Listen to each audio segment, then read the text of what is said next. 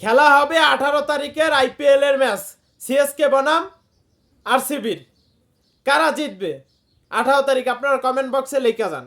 কারণ বিরাট কোহলিদের আরসিবি জিততে হলে তাদের 18 ওভার জিততে হবে, নয়তো 18 রানে জিততে হবে। মানে 18 ওভারের ভিতরে আরসিবির জিততে হবে যদি কোয়ালিফায়ারে উঠতে মনে চায়।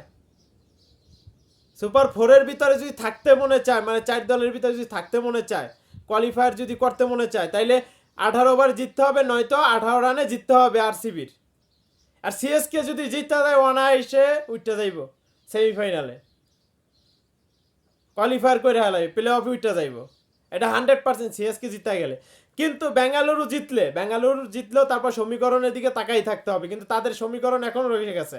কারণ তাদের জিততে হলে 18 রানে জিততে হবে, নয়তো 18 ওভারের ভিতরে জিততে হবে বেঙ্গালুরুর। আবার দেখেন একটা জিনিস মিল্লা গেছে, খেলা 18 তারিখে, জিততে হবে 18 রানে, 18 ওভারের ভিতরে।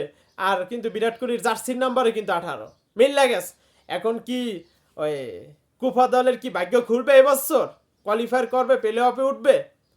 আপনারা কমেন্ট বক্সে লিখে যান 18 তারিখের অঘোষিত সেমিফাইনাল। সেটা দেখার জন্য আমরা প্রস্তুত হয়ে বসে রয়েছি, কবে 18 তারিখ আসবে, কবে 18 তারিখে একটা সেমিফাইনাল দেখবো। কারণ সিএসকে আর বেঙ্গাল আরসিবির জন্য 18 তারিখ হলো সেমিফাইনাল। আর সিএসকে এর জন্য বাচ্চা মরার লড়াই 18 তারিখ, কথা বুঝছেন? তাদের জিততেই হবে, দোনো দলের জিততে হবে। কিন্তু সিএসকে আরসিবির জন্য, আরসিবি জিততে পারলে তাহলে প্লে অফে উঠতে পারবে। এখন দেখার বিষয় আরসিবি কি করে পরের ম্যাচ সিএসকে এর বিপক্ষে।